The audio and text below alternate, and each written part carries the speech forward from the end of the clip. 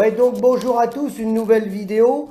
J'ai un collègue agriculteur qui est venu m'apporter un journal. Un journal que je vais me déplacer, je vais vous faire voir. C'est donc le journal La Vendée agricole. Donc La Vendée agricole, il parle un peu du bilan de l'année 2021. Hein.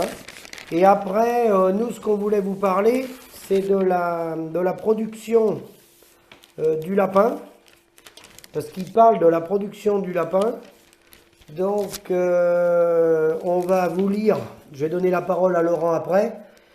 La filière cunicole, face à l'érosion de son cheptel, la CPLB, leader de la production de lapin en France. Ouais, c'est les leaders de la production de lapin en France. Donc, deux enjeux, le renouvellement, ça veut dire le renouvellement des générations, et la transition. Hein. Donc, ils donnent un certain nombre d'éléments. Ils mettent le lapin, un élevage à promouvoir. Depuis l'exercice 2016-2017, la CPLB a perdu 2 millions de lapins pour atteindre aujourd'hui une production annuelle de 6,6 millions de lapins, avec 156 adhérents. Alors, il précise la diminution des lapins, là, du nombre d'éleveurs. Les causes de ce déclin sont multiples.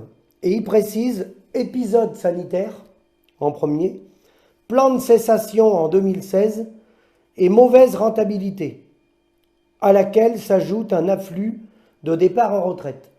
Alors, moi, je ne suis pas d'accord avec ça. J'aurais mis en un problème de rentabilité. Parce que les problèmes sanitaires, quand il y a de la rentabilité, on trouve des solutions. Bon, cessation, départ à la retraite, oui, il y a plus de départ à la retraite, mais il y en avait par le passé.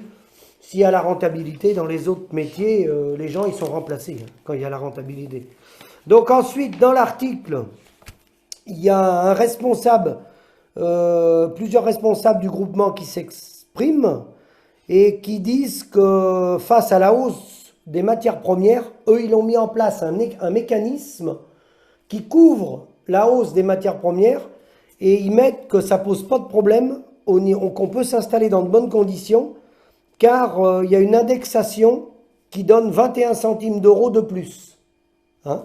Donc toi, Laurent, tu vas me dire ce que tu en penses, parce que quelqu'un qui n'est pas en lapin, il ne sait pas ce que ça veut dire.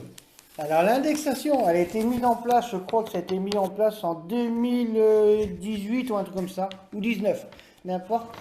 Donc ce qui permet quand même d'éviter de faire un trou dans la trésorerie. Voilà. Mais les 21 centimes qui a été établi depuis que ça existe, nous permet de payer le surcoût de l'aliment. C'est-à-dire que le surcoût, les 21 centimes, couvrent l'augmentation. Voilà, mais ça ne dégage aucun revenu. Et ça, il faut que les éleveurs comprennent que le jour que l'aliment va rebaisser, le prix du lapin va baisser. Ça a été mis en place pour maintenir les élevages en place. D'accord. S'il n'y aurait pas eu l'indexation, il n'y aurait plus d'élevage actuellement. Voilà. Donc en fait, ça a été mis pour stopper l'hémorragie. Voilà. Mais c'est pas parce qu'il y a les 21 centimes qu'il y a du revenu. Ah non, non, non, non. Parce qu'avec amortissement, un éleveur de lapin ne peut pas dégager le SMIC. Non. C'est toujours avec amortissement. Toujours avec amortissement. Donc ouais. Là, les 21 centimes, ça équivaut à peu près à 63 € d'augmentation de la tonne. Oui. Mais le jour que l'aliment va baisser, à souhaiter, qu'il baisse, mais notre prix du lapin va baisser. D'accord. De 21, au fur et à mesure, parce que l'indexation, ça a été mis en place, 3 € tonne d'augmentation équivaut à 1 centime du kilo du lapin supplémentaire. D'accord. Donc quand la tonne d'aliment va baisser, le prix du lapin va baisser. Et ce système-là a été mis en place pour maintenir les élevages en place. C'était pas pour rémunérer l'éleveur. Là, il y a un responsable qui dit que ça rémunère l'éleveur. C'est faux. Moi, je lui demande à nous fournir ses factures d'aliments, parce que si, lui, l'apport était augmenté, les 63 € tonnes équivaut à ça, il n'a pas besoin des 21 centimes. Voilà. Hein? Donc moi, je demande à cette personne-là, normalement, cette personne-là... Tout le monde paye l'aliment le même prix. Logiquement. Voilà. J'espère. Voilà. Donc cette personne-là qui a publié cet article-là, normalement, on doit obtenir un rendez-vous d'ici quelques jours, d'ici quelques semaines, avec ces responsables-là. Et on va demander à ce responsable-là, qui a mis les 21 centimes dans laquelle ça dégageait un peu de revenus, on va demander à ce qu'il amène les factures d'aliments. Les factures d'aliments, puis les bilans de gens qui sont installés depuis longtemps. Et on va voir si on paye le même prix. Oui. Après, on peut avoir peut-être une différence de quelques euros Par rapport au tonnage. Par rapport au tonnage. Voilà. Mais s'ils ne payent pas, il y a quelque chose de louche là-dedans. D'accord. Voilà, donc, et donc après, ils disent que 2 films ont d'ores et déjà été réalisés pour présenter aux jeunes, au niveau des classes, au niveau des élèves, les élevages de lapins. Alors, si vous voulez voir un film, nous on en a fait un. Nous on en a fait un. Quelqu'un de connu, il s'appelle Cyril Dion. C'est un ami de gens bien connus au niveau du cinéma, de Yann Arthus Bertrand et plein de gens comme ça. Ce film-là, il s'appelle L'Animal. Hein, il est commencé à sortir en salle. Et un livre. Et il y a un livre, il y a le livre, dans lequel on est dedans, moi et Laurent. Et nous, on remet en cause ce mode d'élevage-là, intensif. Pourquoi? Parce que nous, on part du principe que élevage intensif, ou pas d'ailleurs, élevage tout court, dans la mesure où on n'est pas capable de rémunérer les éleveurs, il faut fermer les élevages. J'ai bien dit dans la mesure où on n'est pas capable de rémunérer les éleveurs. Ah bah oui. Si l'éleveur il est rémunéré c'est pas 1000 euros. Hein. C'est plus de 2 SMIC. Hein.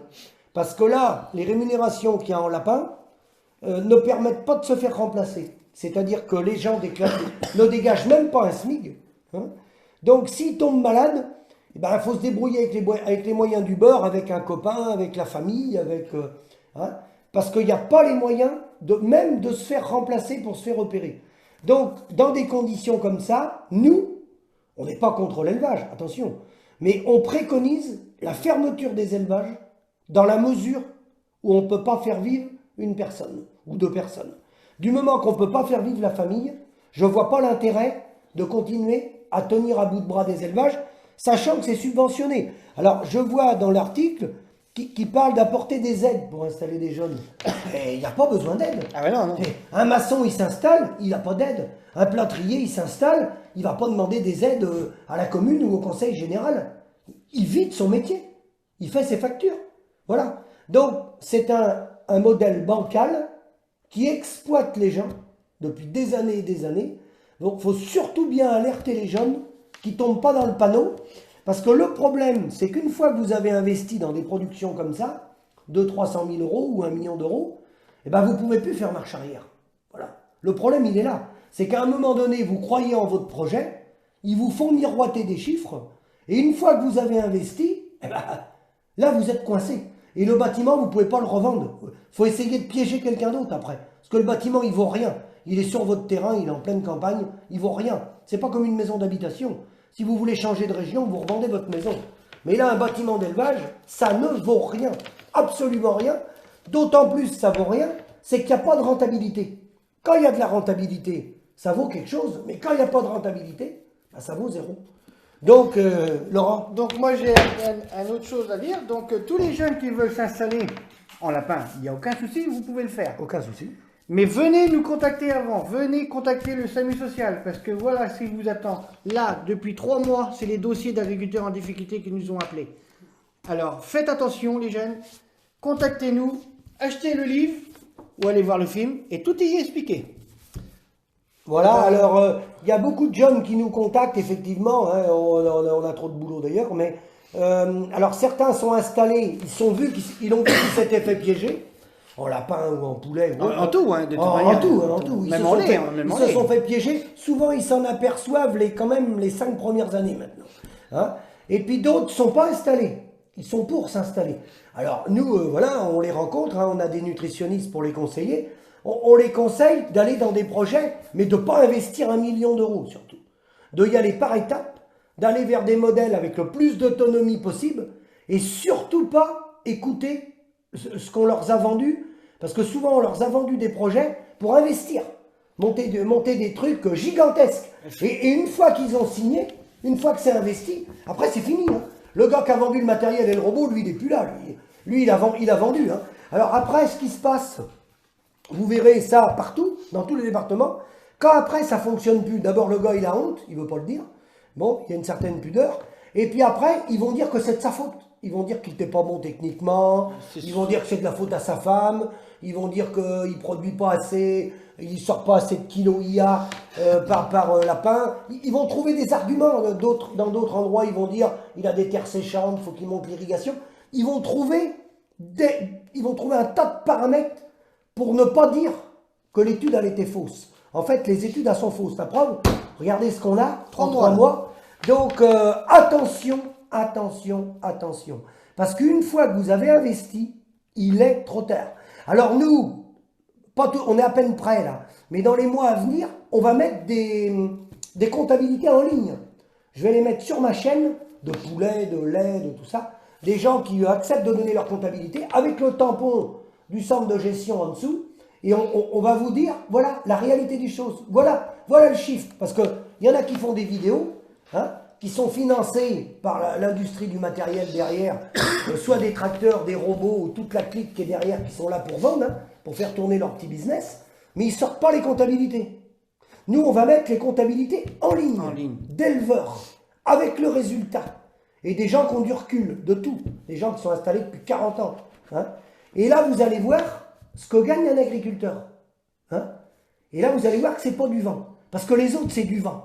Et les gars, une fois que vous avez investi, après, il est trop tard pour pleurer. Il faut réfléchir avant. Parce qu'après, le problème, c'est que changer de modèle, c'est pas que c'est impossible, mais c'est très très difficile, si vous avez investi beaucoup, de changer de modèle. Très très difficile. Hein, Laurent? Voilà. De toute manière, les chambres d'agriculture vendent du rêve aux jeunes. Hein. Alors, tout le monde n'est pas malhonnête, mais il y a une partie des chambres d'agriculture qui trompent les jeunes et des centres de gestion. C'est jamais du 100%. Hein. Il y a des comptables, il y a des gens, même dans des chambres d'agriculture, qui travaillent très bien. Mais il y en a d'autres qui vont vous entraîner en erreur. Et il faut bien vérifier les études, demander à des exploitants neutres, des gens neutres, pas des gens qui appartiennent au syndicat ou qui sont administrateurs de banque ou qui sont administrateurs de coopératives. Parce qu'eux, ils vont vous dire que ça marche. Bah, évidemment. Bah, évidemment. Eux, ils veulent vendre des aliments, ils veulent vendre leur business. Allez voir des gens qui n'ont rien à vendre. Nous, les nutritionnistes sur le terrain qu'on fait intervenir, c'est des nutritionnistes qui n'ont rien à vendre. Ils vendent que du service. Vous les prenez pas. Ils vendent ni aliments, ni rien, et ils ne sont pas rattachés à un modèle agricole. Hein. Ça peut être toute herbe, ça peut être du maïs, ça peut être n'importe quoi. Ils sont indépendants. La vraie solution, c'est le mot indépendant. Sinon, vous allez vous faire planter, les gars. Hein, Laurent? Oui, parfaitement. Hein. Voilà. Donc, à une prochaine vidéo, on est en train de travailler pour mettre des comptabilités en ligne. Des vraies comptabilités en ligne d'éleveurs. À bientôt. À bientôt.